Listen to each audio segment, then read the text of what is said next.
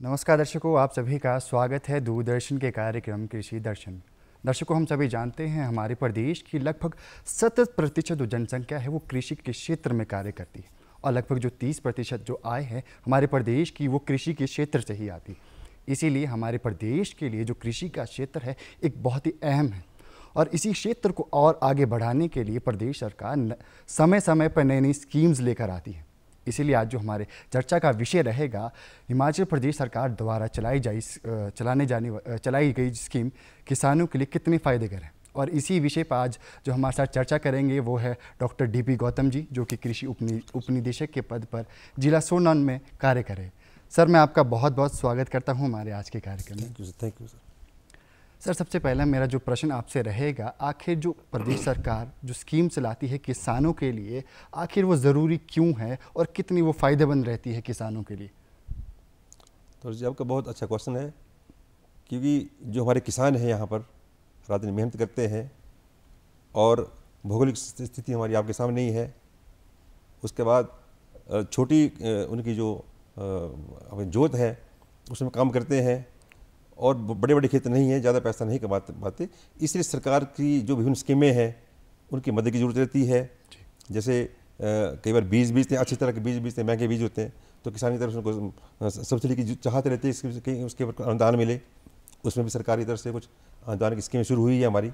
इसके बाद जब स्कीम शुरू हो जाती है तो जब फसल तैयार होती है तो फसल तैयार होने के बाद कई बार पूरी फसल तैयार है और कहीं बंदर या जंगली जानवर आकर के नुकसान पहुँच जाते हैं। तो उस तरह से भी लोगों को जरूरत है कहीं ऐसी कोई चीज़ हो ताकि हम उसको रोक पाए, जंगली जानवर उसका नुकसान ना कर पाए। उसके बाद कुछ ऐसा होता है कि जैसे फसल अच्छी हो गई, मटर बढ़िया हो रहे हैं, टमाटर अच्छे हो रहे हैं, ऊपर से ओलावृष्टि हो गई जी और सारे खराब हो गए। इस तरह से इसके रोकने के लिए जैसे हमारी आपकी पॉली हाउस स्कीम है जी। अगर ओलावृष्टि हो जाती है तो अंदर हमारी फसल तबाह नहीं होगी। अगर पानी कम भी होता है तो उसके अंदर ड्रिप और फॉगर लगे होते हैं, तो थोड़े पानी से भी गुजारा हो जाता है जी। अगर ये मार्केट में रेट कहीं प्लस माइनस चला हुआ है तो कि उसका जो प्रकाश और तापमान नमी है वो हमारे हाथ में होती है। साइड की वेंटिलेशन खोल दी, हवा ज़्यादा आ गई, बंद कर दी, गर्मी ज़्यादा होगी। इस तरह से हमारे हाथ में, क्योंकि बाजार के रेट हैं आपके माध्यम से हमारे पास आते रहते हैं, किसानों के पास आते रहते हैं। अगर कहीं आज टमाटर ज़्यादा महंगा बिक रहा है तो हम उसको आपका गर्मी में उसका साइड की वेंटिलेशन बंद करके थोड़ी गर्मी अंदर जल्दी हो जाएगी, आपको अच्छा रेट में हम उसको कर पाएंगे। लेकिन 2-3 दिन तक हम उसको आगे पीछे कर सकते हैं जी। इस तरह से जैसे कुछ और स्कीमें हैं कि अब पशुपालन में आसान नहीं रह गया है जी। जैसे हम पशुओं को पालते हैं, बैल पालते हैं, तो पूरा साल उनकी पूरी टहल सेवा करनी पड़ती है, तो नहीं हो पा रही क्योंकि बच्चे को नौकरियां कर रहे हैं, नहीं हो पाते। इसलिए सरकार ने किसानों के लिए कोई ट्रैक्टर सब्सिडी के ऊपर दे रहे हैं जी। जहाँ छोटे खेत हैं वो पावर वीडर सब्सिडी के ऊपर दे रहे हैं। इस तरह से किसानों के लिए इन चीज़ों की जरूरत है हिमाचल में जी। और सरकार ने ये किसानों की जो समस्या समझी है कि किसानों के लिए इन चीज़ों की जरूरत है, तो इस तरह की स्कीमें सरकार बार बार लाती है। इस बार बहुत बड़ी बड़ी स्कीमें किसानों को लाई है, उससे किसान अपनी खेती बाड़ी को और अच्छा निकाल सकते हैं, उसमें और अच्छा किसान उसमें अच्छी पैदावार उसमें ले रहे हैं जी। सर, मैं अब आपसे जानना चाहूँगा जो नेशनल फूड सिक्योरिटी मिशन है आखिर वो क्या है और वो किस तरह से जो हमारे किसानों को फ़ायदा दे रहा है? हाँ, जो राष्ट्रीय खाद्य सुरक्षा मिशन जो हमारा है बहुत बढ़िया है। इसमें हमारे जो अनाज हैं जी, जिनको हम रात दिन खाते हैं, उनको कैसे बढ़ावा दिया जाए जी। उसमें हम जो राष्ट्रीय नेशनल फूड सिक्योरिटी मिशन हमारी है, इसमें जैसे हम मक्की लगाते हैं तो मक्की के लिए किसानों के लिए जो हाइब्रिड अच्छे बीज हैं, महंगे बीज हैं, 105 रुपये किलो आपका सिंगल क्रॉस का है, 82 रुपये का आपका जो डबल क्रॉस का है, तो किसान नहीं ले पाते हैं। इस जो नेशनल फूड सिक्योरिटी मिशन के अंतर्गत जैसे हमारी इस साल जो मक्की थी 30 रुपये पर किलो के हिसाब से सब्सिडी दी गई। जो बाजरा, हमारे जो पशु पालते हैं हम, क्योंकि किसान का पशुओं के बिना तो गुजारा है नहीं, बिल्कुल क्योंकि दूध भी चाहिए होता है, उसका जो गोबर है उससे अपने खेतों में खाद बनाते हैं। तो इस तरह से जो हमारी पशुओं के लिए चारे के लिए बाजरा और चरी करते हैं, तो बाजरे के लिए भी सब्सिडी 30 रुपये जा रही है और चरे में हम 20 रुपये सब्सिडी दे रहे हैं। इस तरह से जो गेहूँ है उसमें भी हम 15 रुपये सब्सिडी दी हमने, और जो मटर हैं 40। इस तरह से जो अनाज है इसके माध्यम से हम किसानों को सब्सिडी देते हैं। और कुछ अच्छी तरह से कैसे हमने फसलें लगानी है उसका कुछ डेमोन्स्ट्रेशंस, जैसे मक्की की डेमोन्स्ट्रेशन लगा के बताएंगे उसमें कितना अगर बैलेंस हम फर्टिलाइजर डालेंगे जी, प्रॉपर खेत की तैयारी करेंगे, अच्छा बीज की बिजाई करेंगे, उसमें अगर कहीं बीड्स बहुत ज़्यादा आते हैं तो कैसे बीड साइड का कैसे स्प्रे करना है उसको हम डालेंगे सारा। इस तरह से पूरी व्यवस्था करके सारी अच्छे उस डेमोस्ट्रेशन में हम लोगों को प्रदर्शन दिखाते हैं। उस प्रदर्शन में हम चाहे गेहूं का हो, चाहे मक्की का हो, चाहे हमारे पल्सेस की हो, इस food national food security mission में हम जो दालें हैं इसके ऊपर भी अनुदान दे रहे हैं किसानों के लिए, और इसके भी हम डेमोस्ट्रेशन लगा के लोगों को बता रहे हैं कि इस तरह से अगर आपने अच्छी फसल लेनी है तो आपको दालें भी बीच में लेनी पड़ेगी। तो क्योंकि दालें लेने से एक तो हमें दाना अनाज का मिलते हैं, उसके जो हमारी मॉइस्ट जो हमारी मिट्टी है उस मिट्टी के हेल्थ के लिए भी दालें बहुत ज़रूरी है। बिल्कुल बिल्कुल। तो कहीं ना कहीं बीज मुहैया कराने के साथ साथ जो तकनीकी जानकारी है वो भी आप इस स्कीम के तहत मुहैया करवा रहे हैं। बिल्कुल बिल्कुल। इसके तहत हमारे किसानों के खेतों में जाकर जैसे किसके प्रदर्शन हमारे लगते हैं, हमारे डेमोस लगते हैं, वो हम फार्मर ट्रेनिंग कैंप भी लगाते हैं लोगों को जानकारी देने के लिए कि आपने इस ढंग से बैलेंस फर्टिलाइजर डालना है, इस तरह से हमने खेती करनी है, इस ढंग से आप अच्छी पैदावार ले सकते हैं। ये इस तरह के हमारे अच्छी किस्म के जो अच्छी गुणवत्ता वाले बीज हैं उन बीजों को आपने किस तरह लगाना है, और जो हमारे पैकेज ऑफ प्रैक्टिस के अनुसार जो हमारे जो कृषि वैज्ञानिक हैं उन वैज्ञानिकों ने जो एक पूरे पैकेज निकाल रखे हैं कि इतनी किसी फसल के लिए नाइट्रोजन, फास्फोरस, पोटास की ज़रूरत है उतनी इसमें डालनी है, अगर बाद में कहीं आपके बीड्स आते हैं तो कितनी डोज उसमें डालनी है, उस तरह की पूरी व्यवस्था हम ट्रेनिंग कैंपों के माध्यम से भी लोगों को इस में अब देते रहते हैं। तो कहीं ना कहीं ये कहना गलत नहीं हुआ कि ये स्कीम किसानों के लिए बहुत ज़्यादा फायदेमंद है। बहुत अच्छी स्कीम, बहुत बढ़िया। इसमें बल्कि इस साल से इसमें हम और जोड़ रहे हैं। इसमें हमने जो हमारे जो पुराने अनाज हैं जिसको पोषक अनाज बोलते हैं हम, मिलेट्स जो है, इस स्कीम में हमने वो भी लिए हैं ताकि जो हम लोग अभी जैसे मक्की है, धान है, गेहूं जो खा रहे हैं कहीं ना कहीं हमें इसके नुकसान हो रहा है, क्योंकि हर तरह से हम खाद बहुत ज़्यादा डाल रहे हैं, बीड्स के लिए बीड साड़ का प्रयोग कर रहे हैं, फंजी साड़ का प्रयोग कर रहे हैं। तो इस तरह से जो हमारे गेहूं और जो अनाज है ये इसमें कहीं ना कहीं जहर पाया जा रहा है। बिल्कुल। इससे हमारे जो दूसरी जो हमारी हार्ट अटैक है, दूसरी बीमारियां हो रही हैं, ज़्यादा बढ़ रही हैं। इससे बचने के लिए जो हमारे पुरातन अनाज है, जो हमारे पुराने जो हमारे बुजुर्ग खाया करते थे, स्वस्थ रहते थे, इस नेशनल फूड सिक्योरिटी मिशन के अंतर्गत हमने इन अनाजों को बढ़ावा देने के लिए भी हम 80% से सब्सिडी दे रहे हैं। कुछ सब्सिडी हम जो नेशनल फूड सिक्योरिटी मिशन इसकी स्कीम से ले रहे हैं, कुछ हमारी दूसरी स्कीम एक इसमें स्कीम है उसमें से 80% सब्सिडी को मिलाकर हम इस स्कीम से लोगों को देने की कोशिश करें ताकि लोग इसकी आगे आए। और अभी हमने 2 किसान मेले भी लगाए, उनमें जो इस तरह की जो हमारी मोटे अनाज जिनको सीरियल अनाज बोलते हैं, इनके जो कैसे हमारे इसमें परोठे बनते हैं, कैसे इसके हमारे आपके खीर बनती है, ये लोगों को इसके हमने आदत डाली कि इसको खा करके भी हम अच्छे ढंग से खाते हैं और टेस्टी होते हैं। तो कहीं ना कहीं जागरूक भी समय समय पे किया जा रहा है। हाँ, क्योंकि ये जो 2023 हमारे इंटरनेशनल मिलेट ईयर्स है, इसमें हम इन अनाजों की स्कीम के माध्यम से national security food security mission के माध्यम से इसको हम जागरूक कर रहे हैं लोगों को और बढ़ावा देने की कोशिश कर रहे हैं। सर अब मैं आपसे ये जानना चाहूँगा, कहीं ना कहीं जो हमारे प्रदेश के जितने वो किसान हैं वो आर्थिक तौर पे इतने सक्षम नहीं होते हैं, तो आर्थिक तौर पे जो सरकार किस तरह से मदद करती है और कौन कौन सी स्कीम के तहत उन्हें मदद की जाती है किसानों को? हाँ, इसमें जो हमारे किसान भाई कई बार जैसे अच्छी फसल लोगों ने लगाई और बाद में सूखा पड़ गया, बिल्कुल फायदा नहीं हो पाया, बिल्कुल बहुत ज़्यादा बाढ़ आ गई, बहुत ज़्यादा ओलावृष्टि होगी, इस तरह से कई चीज़ें ऐसे कंपोनेंट्स हैं उसमें लोगों को कुछ नहीं मिल पाता है। तो किसानों की मदद के लिए सरकार ने ये कृषि बीमा योजना शुरू की है, फसल बीमा योजना है। तो अगर फसल बीमा योजना भी हम करेंगे, उसमें उसका भी अगर हम यूज़ करेंगे, उसका भी फ़ायदा उठाएंगे, तो जैसे अभी आजकल लेते हैं हम, जैसे मक्की की फसल लोग बीज रहे हैं, तो 15 जुलाई तक किसान अपनी फसल का बीमा करा सकते हैं। इसी सीजन में हमारा धान का है तो 15 जुलाई तक धान का बीमा भी आप करा सकते हैं। तो 48 रुपये 1 बीघे की फीस है। क्या होता है, अगर हमने एक चाय कप पिए तो चाय के साथ बिस्कुट खाए, 48 रुपये लग गए। अगर हमने 48 रुपये लगा करके 1 बीघे उसकी अगर बीमा करा लिया हमने, और जब कभी इस तरह की आपदा पड़ी, नुकसान अगर हो जाता है हमारा, तो उसमें हमें 30,000 रुपये पर हेक्टेयर के हिसाब से मदद मिल जाएगी।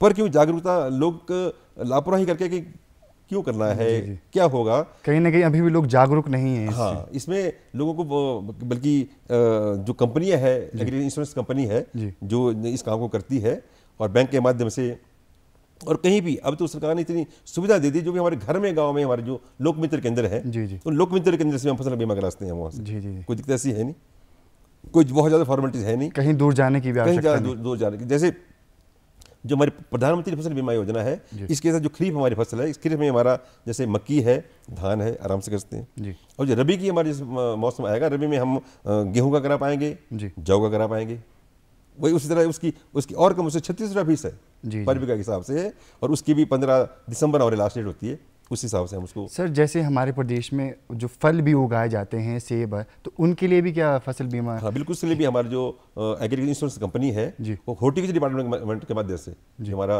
बागवानी विभाग है उसके माध्यम से उनका बीमा भी करते हैं। उनके लिए भी उनके जो लिए भी बीमा स्कीम की है।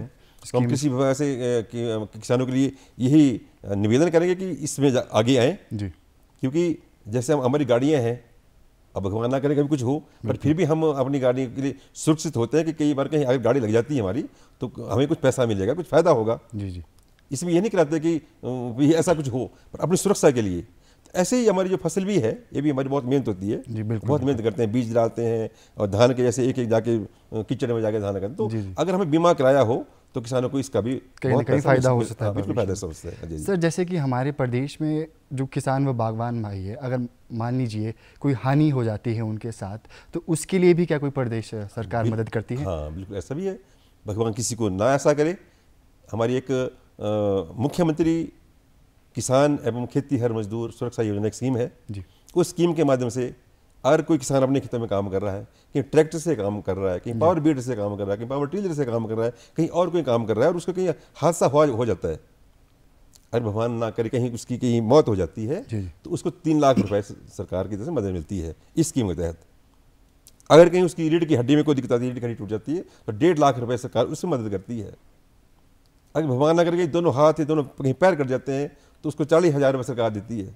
अगर एक हाथ में कुछ दिक्कत होती है, एक टांगे में कोई दिक्कत होती है तो उसको 20,000 दे रही है जी। अगर कहीं अंगूठा भी कट जाता है कहीं काम करते बारे, तब भी सरकार 10,000 रुपये उसको मदद दे रही है, बिना किसी इंस्टॉलमेंट के, बिना किसी किस्त के। जी जी। किसी भी तरह की कोई किस्त इसमें बीमे की नहीं देनी होती है, सिर्फ जानकारी होनी चाहिए। जब भी कभी ऐसा कहीं हादसा हो तो वहाँ का जो गांव का जो प्रधान होगा उससे प्रधान से एक सर्टिफिकेट लिख के आएगा कि ये आदमी यहाँ का निवासी है और ये खेतों में काम कर रहा था और वो काम करते करते इसलिए हुआ है हादसा। नंबर 1। नंबर 2, जो वहाँ की आपकी डिस्पेंसरी है, आपका कोई प्राइमरी हेल्थ सेंटर है जहाँ कोई डॉक्टर बैठते हैं, उन डॉक्टर का एक सर्टिफिकेट होगा कि इसको इतनी लगी है, इसकी रीढ़ की हड्डी में प्रॉब्लम है, या इसकी डेथ हो गई है, या इसकी टांग कटी है, तो वो एक सर्टिफिकेट और कुछ नहीं इसके लिए चाहिए। अगर ऐसा हादसा होता तो प्रधान के माध्यम से और उसका जो मेडिकल हेल्थ का सर्टिफिकेट है उसके आधार पर उसको पैसा मिल जाएगा। जी सर, जैसे हमारे प्रदेश में बाहर से भी जो मजदूर है कार्य करने के लिए आते हैं, हाँ। मान लीजिए अगर उनके साथ कोई अनहोनी हो जाती है, ये जो स्कीम हमारी है तो ये मुख्यमंत्री जो किसान खेती हर मजदूर सुरक्षा योजना है, ये सिर्फ हिमाचल के जो खेती हर मजदूर है जी जी तो खेतों में काम कर रहे हैं यहाँ पर या किसान हैं, ये केवल उन्हीं के लिए स्कीम है, बाहर के लिए नहीं। तो केवल जो हिमाचल के जो हिमाचली बोनाफाइड है जो हिमाचल के लिए, उन्हीं के लिए स्कीम है। सर अब मैं आपसे जानना चाहूँगा, जैसे कि हर क्षेत्र में एक मशीनीकरण का युग आ रहा है, उसी तरह कृषि के क्षेत्र में भी मशीनीकरण का युग आ गया है। तो सर जैसे कि जो किसानों की डिमांड्स है वो भी बढ़ती जा रही है, जैसे ट्रैक्टर, आप स्प्रे पंप ले लीजिए, तो उन सब के लिए क्या सरकार कोई मदद करती है किसानों की? हाँ बिल्कुल, जब हम खेती करते हैं जी, अगर आधुनिक ढंग से हमें खेती करनी हो तो इनकी जरूरत पड़ती ही है जी। तो चाहे आपने कोई स्प्रे पंप लेना हो तो राष्ट्रीय कृषि यंत्रीकरण योजना हमारी है, राष्ट्रीय कृषि यंत्रीकरण योजना, इसके तहत हम स्प्रे पंप देते हैं। स्प्रे पंप के ऊपर भी सब्सिडी होती है, 50% होती है। चाहे चैफ कटर भी है, जैसे हम पशुपालन करते हैं, पशुपालन में जैसे हाथ से हम लोग चैफ कटर चलाते हैं या बिजली से दूसरा चलने वाला होता है हमारा पावर ऑपरेटर है, उसमें भी हम 50% सब्सिडी उसमें हम दे रहे हैं। इसके अलावा अगर कोई मेज शेलर है जिसमें मक्की के दाने निकालते हैं, उसके लिए सब्सिडी दे रहे हैं। चाहे हमारा कोई बीट थ्रेसर है उसके ऊपर हम सब्सिडी दे रहे हैं। इस तरह से जो भी किसानों की चाहे घास काटने की है, स्प्रे करने के लिए है, चाहे कोई पावर बीडर जिसमें वो अपने खेतों को बिजाई करते हैं उसके लिए है। एक दूसरी समय में और स्कीम है, समय में हम लोग जो बड़े ट्रैक्टर हैं हमारे, क्योंकि जो 8 हॉर्स पावर से लेकर 20 हॉर्स पावर तक के ट्रैक्टर हैं जो सरकार से रिकमेंडेड हैं, उनमें सब्सिडी हम 2 लाख रुपए दे रहे हैं, 50% मैक्सिमम 2 लाख रुपए। और जो हमारे 20 HP से लेकर के और 40 HP तक के हमारे जो ट्रैक्टर हैं उनमें हम 2.5 लाख रुपए सब्सिडी दे रहे हैं, 50% मैक्सिमम 2.5 लाख रुपए। तो किसानों के लिए भी मदद है। तो कहीं ना कहीं जो अगर कोई किसान मशीन कोई खरीदना चाहता है तो उसके लिए भी सरकार मदद करती है। हाँ, इसमें सरकार के लिए हमारी सरकार ने बहुत अच्छी व्यवस्था शुरू की है, क्योंकि दूर दराज में किसान रहते हैं, कृषि विभाग के ऑफिस कहीं दूर होते हैं, आने जाने में दिक्कत है, तो इससे सारी की सारी जो हमारी स्कीमें हैं गवर्नमेंट की सब ऑनलाइन है, ऑफलाइन कुछ भी नहीं है। अगर आपने ट्रैक्टर भी लेना है या आपने को पावर बीडर भी लेना है या आपने सोलर फेंसिंग भी लगानी है, अपने पोली हाउस भी लगाना है, तो आपको अपने घर में बैठ करके अपने किसी भी जो लोकमित्र के अंदर वहाँ है, अपने मोबाइल से कहीं उस ऐप को डाउनलोड करके आप वहाँ से आप अप्लाई कर देंगे। जी सर, कहीं दूर जाने की आवश्यकता नहीं, बस वहीं से अप्लाई कर देंगे, और अप्लाई करके जो भी उस ब्लॉक का विकास खंड का जो SMS होगा, हमारा विशेषज्ञ होगा, उसको मैसेज चला जाएगा।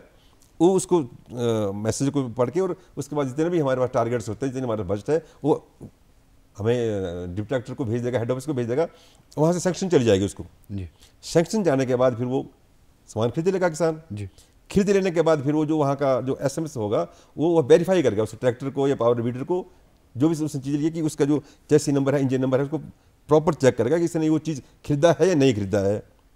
उसके फ़ोटो लेकर किसान के साथ उसको वेरीफाई करके बिल, और इस बिल को हमारे पास भेज देगा, और उस बिल को हमारे पास जैसे ही आएगा, और उस एक किसान के खाते में पेमेंट यहीं से डाल देंगे हम, सीधी पेमेंट। किसान को हमारे पास पेमेंट लेने के लिए भी नहीं आना पड़ेगा, और अप्लाई करने के लिए भी नहीं, कहीं दूर भटकने की जरूरत नहीं, सरकार से घर बैठे आप जो स्कीम का फायदा उठा सकते हैं। इसमें ऐसा भी नहीं भी लोगों को पता नहीं है जी, क्योंकि हमने ये पाया, अगर हमारे पास 10 ट्रैक्टर का कहीं बजट होता है तो कम से कम 100 एप्लीकेशन हमारी पेंडिंग पड़ी होती है ट्रैक्टर लेने वाले के लिए। तो कहीं ना कहीं अगर हमारे पास कहीं 100 अगर कहीं हमने पावर वीडर लोगों को देने होते हैं, तो कम से कम भी 500 एप्लीकेशन हमारे ऑनलाइन हमारे पास लगी होती है लेने के लिए। इस तरह से ऐसी कोई दिक्कत नहीं, लोगों को पता नहीं है।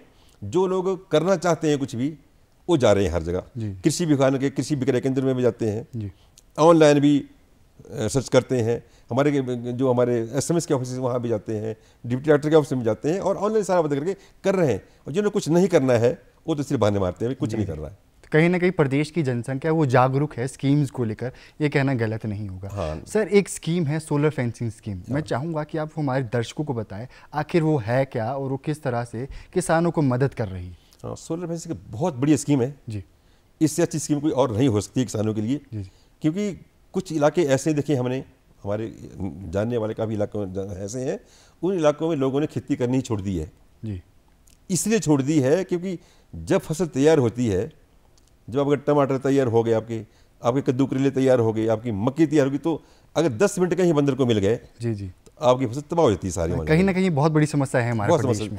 और इसमें भी पहले जब शुरू हुई थी हमारी स्कीम ये सोलर फेंसिंग की, इसमें पहले 11 तारें हुआ करती थी जी। तो 11 तारों में करंट होता था और अंदर जानवर नहीं जा पाते थे। लेकिन इसमें दिक्कत ये थी कि जब बरसात होती है, जब घास होता है जी जी, जब घास उगेगा, जब 2 तारों को टच कर जाएगा तो कहीं ना कहीं ट्रिप हो जाती थी बैटरी वहाँ से, और उसमें करंट नहीं रहता था जी। इसलिए इस पिछले साल से हमारे पास कंपोजिट फेंसिंग शुरू हुई है। उसमें 4 फुट तक जो तारें हैं उसमें जालीदार तारें होंगी, करंट नहीं होगा जी, लेकिन कोई भी जानवर अंदर नहीं जा पाएगा। अच्छा अच्छा, अगर घास हो भी जाता है दिक्कत नहीं होगी। उसके ऊपर जो 3 तारें, ऊपर वाली तारें, उन पर करंट होगा, और वहाँ से अगर कोई जानवर, कोई बंदर या कोई चोर आदमी छलांग मारने की कोशिश करे कि मैं आज 1600 रुपए की रेट जो है टमाटर की बिक रही है, तो मैं 2-4 गट्टे निकाल लेते हो किसी की चुरा के, वो भी उस करंट से पार नहीं पा पाएगा।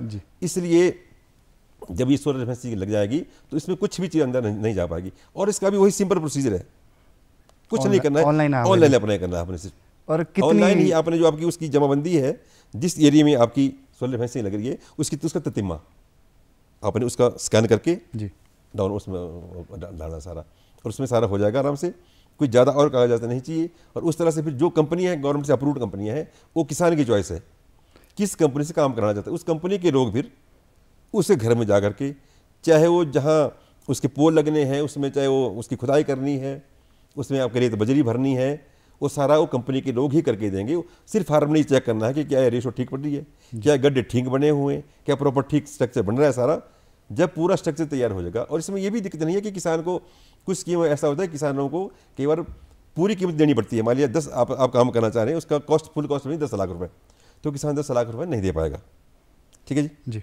इसमें यह है कि आप जो आपकी सब्सिडी 70% इसमें है, तो अपने 30% जो पैसे हैं, यानी कि 10 लाख में 3 लाख रुपए आपने देने SMS के पास DD बना करके जी, डिमांड ड्राफ्ट बना करके।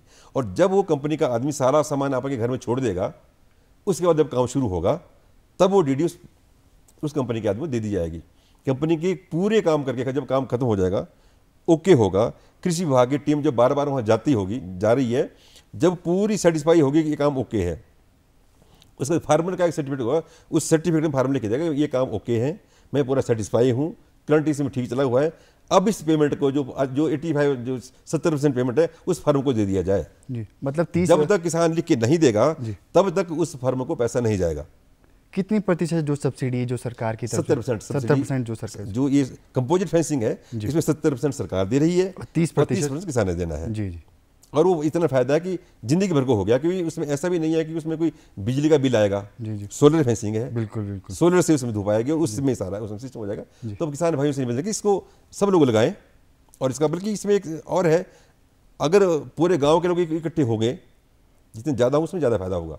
जी जी। हम तो ये चाहेंगे पूरा गांव कवर इसमें हो जाए, क्योंकि जब अगर गांव में 10 लोग हैं 5 लोग हैं तो उसकी जो ज़मीन है उस ज़मीन को पूरा कवर कर लें, उसमें ज़्यादा फायदा उनको होगा। इससे कि मैं अपनी ज़मीन की लग से बाड़ाबंदी करके बजट बुक करूं, इसका लग से करूं तो उसमें ज़्यादा पैसा बैठता है और लेंथ ज़्यादा बैठ जाएगी। अगर पूरे गाँव को जहाँ आपकी खेती बाड़ी हो रही है उसमें अगर एक ही तार लगा के पूरा कर देंगे उसमें ज़्यादा फायदा रहेगा। सर कहीं ना कहीं जो हमारी प्रदेश सरकार है वो प्राकृतिक खेती के ऊपर ज़्यादा फोकस कर रही है, आखिर इसके लिए कौन सी जो स्कीम है वो प्रदेश सरकार द्वारा चलाई गई है? हाँ, ये एक बहुत बड़ी स्कीम है, क्योंकि जितने भी हम, ठीक है, जब हम आज़ाद हुए आबादी हमारी 30 करोड़ के आसपास थी, आज आबादी हमारी 25 से 35 से बढ़कर 38 करोड़ थी आबादी हमारी, अब हम 138 से ऊपर हो गए हैं। जी जी जी। और जो ज़मीन हमारी है वो 5 गुना कम हो गई है, क्योंकि कोई शहर बन गए हैं, कहीं कोई 4 लाइन बन रही हैं, कोई एयरपोर्ट बन रहे हैं, कोई फैक्ट्रियाँ बनी सारी, ये सारी। फिर भी हमारे पास अनाज बहुत ज़्यादा है, फिर भी काफ़ी अनाज हमने देखा कि जैसे आपकी शुगर है बाहर फॉरेन कंट्री को जा रही है, बहुत सारी चीज़ें तैयारी से कम ज़मीन हुई, क्योंकि हमारे जो कृषि वैज्ञानिक है, कृषि विभाग है, एक तालमेल बना करके बहुत अच्छी अच्छी किस्में लाए हैं। ऐसी अच्छी किस्में हमारे पास, क्योंकि हमारे हिंदुस्तान का जो मेन जो फूड है वो चावल है, तो चावलों की इतनी किस्म हमारे पास है कि अगर हम एक घड़ा रखें बड़ा जी, एक इसका धान का दाना ले एक घड़े में डाल दें, एक दूसरी वैरायटी का डालें तो घड़ा भर जाएगा, किस्में खत्म नहीं होंगी जी। इस तरह से हमारी अच्छी अच्छी किस्में, गेहूं की बड़ी अच्छी किस्में हैं, हरित क्रांति आई बहुत अच्छी है।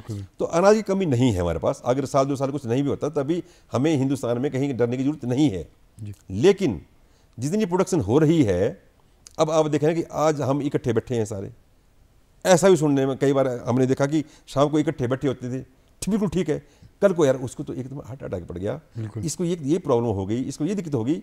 ये सारी जो प्रॉब्लम हो रही सारी हमारे खान पान से है कहीं ना कहीं। बिल्कुल इस खान पान में कहीं ना कहीं, क्योंकि जो हम पीओपी जो हमारे कृषि वैज्ञानिकों ने तैयार की मेहनत करके, पैकेज भी आपने जो है, अगर आपने गेहूँ बीजनी है तो आपने 10 किलो जो है NPK 12-16 बेसिक डोज के रूप में आपने डालनी है। अगर बाद में जो फर्स्ट टाइम आपने आपकी इसमें डालनी है तो अपने इसमें 4 किलो अगर है तो यूरिया डालनी है, 8 किलो आपने कैन डालनी है, इस तरह स्प्रे करेंगे। इस तरह शुरू हो गया। लेकिन किसानों ने फिर सारी जो वैज्ञानिक विधियां छोड़ करके अपने लालच में हमने क्यों डालेंगे 10 किलो, दे पूरी बोरी, अपने लालच पंजाब में पूरी बोरियां डालनी शुरू कर दी उन्होंने। बिल्कुल। फिर वहाँ का भी जैसे बीडी साल्ट का भी है कि इतने 2 ml पर लीटर के हिसाब से इतनी डालनी है हमने, उसमें कि दे पूरी शीशी। इस तरह इतनी जहरीली जमीन को बना दिया है। और कुछ एरिया तो पंजाब के ऐसे हो गए, वहाँ से तो कैंसर की ट्रेन शुरू हो गई। बिल्कुल। कैंसर के लोग इतने हो गए। और हमारा जो खान पान सारा था, क्योंकि वहाँ पर जब वीडिसाइड का इतना प्रयोग किया गया, इंसेक्टिसाइड का इतना प्रयोग किया गया, क्योंकि पास लगाते हैं अवर फाजिलका ये इलाके में इतनी जहरीली होगी, जो हमारा पानी का पीने का नीचे का सोर्स भी है, जो हैंडपम्प भी है, वहाँ तक कभी जहर पहुँच गया। जब हमारे पीने के पानी में जहर आ गया तो कैंसर तो संभव है। बिल्कुल। इस तरह से इतनी हालत हमारी ख़राब हो गई है इस खान पान से। अब अगर हिमाचल की सेब की बात भी करें तो आपको पता है कितने स्प्रे हम लोग इस सेब में कर रहे हैं। जी। अगर आप नागपुर के आप कहीं अंगूर की बात करें तो जब तैयार होता है तो कितनी उसमें फुमिगेशन करके और कितने जहर में डुबा करके और बड़े सुखा करके और बड़े सफेद पैक में पैक करके लेते, लो जी आप अंगूर खाओ। ये कहीं ना कहीं हमारे हिमाचल प्रदेश में भी देखने के लिए मिल रहा है। सेब में कितने, अब मैं नहीं बताऊंगा, सेब में कितना स्प्रे हम करते हैं उसको हम खाते हैं। बिल्कुल बिल्कुल। और डॉक्टर बोलते हैं अगर एक सेब हम रोज खाते हैं तो हमें डॉक्टर की नहीं पड़ेगी, पर अगर उस सेब में 18, 10, 20 बार स्प्रे किया होगा तो आप जानते हैं। इस तरह से अनाज हमारे पास बहुत है, फ्रूट्स भी काफ़ी हो रहे हैं, पर क्वालिटी जो उसके अंदर जो गुणवत्ता है वो बहुत घटती जा रही है, वो नहीं है। इसलिए इस स्कीम को, जो ये प्राकृतिक खेती खुशहाल किसान योजना जो हमारी है, इस स्कीम को हमारे आदरणीय जो जिनको आदरणीय सुभाष पालेकर जी, इन्होंने इसको समझा और इसको महाराष्ट्र में शुरू किया। और उसके बाद जब हमारे आचार्य देवव्रत जी यहाँ आए, इन्होंने इसको बढ़ावा दिया और इस तरह से स्कीम शुरू हुई फिर यहाँ पर। और हिमाचल में भी काफ़ी अच्छे स्तर पर ये स्कीम शुरू हुई है। इसमें भी पूरे वो चीज़ घटके हमारे पास सारी चीज़ें हैं, वो घटक हैं। अगर हमने केमिकल की फर्टिलाइजर नहीं डालने हैं तो यहाँ क्या डालना, क्योंकि जो सारा तत्व हमारे पौधों को जिंदा रहने के चाहिए वो तो आपको देने पड़ेंगे जी। उसके बिना कोई चारा नहीं है। सिर्फ कार्बन, हाइड्रोजन, ऑक्सीजन 3 तत्व ऐसे जो भगवान देता है, जी जी। क्योंकि वायुमंडल में नाइट्रोजन है और H2O पानी है, वहाँ से मिलता है। इसके अलावा जो बाकी तत्व है वो हमें देने पड़ेंगे। ठीक है जी। तो इसके लिए जो एक विधि है, ये प्राकृतिक खेती खुशहाल किसान योजना जो हमारी विधि है, इस विधि में अगर आपने खाद के रूप में डालने तो उन्होंने एक घन जीवामृत बनाया उसको डालने के लिए। अगर आपकी मिट्टी जहरीली हो गई है, उस मिट्टी को अच्छा करने के लिए जीवामृत डाला, और उसमें करना कुछ भी नहीं है, खर्चा कुछ भी नहीं है। ये एक ऐसी विधि है जिसमें बाजार से आपको एक नया पैसा लाने की जरूरत भी नहीं है। जी सर। जैसे आपने 1 बीघे के लिए अगर 40 किलो आपने पानी लेना है तो उसके लिए आपने फिर अगर 2 किलो गोबर डाला, 2 लीटर उसमें गोमूत्र डाला, 1 मुट्ठी हमने उसमें मिट्टी डाली, थोड़ा सा उसमें बेसन डाला, थोड़ा सा गुड़ डाला, विधि हो गई, बन गई, उससे हमारा बन जाएगा। इस तरह इस विधि से हम लोग एक भी चीज़ बाहर से नहीं लाएंगे और अच्छी ढंग से खेती कर पाएंगे। तो कहीं ना कहीं अगर ये कहना गलत होगा कि प्रदेश सरकार हमारे किसानों वो बागवान भाइयों के लिए बहुत कर रही है और नई नई तरह की जो स्कीम समय समय पर लेकर आ रही है। तो दर्शकों, अब वक्त हो चुका है आपसे अलविदा लेने का। हम फिर मिलेंगे एक नए मेहमान के साथ। तब तक के लिए जय हिंद, जय हिमाचल। नमस्कार।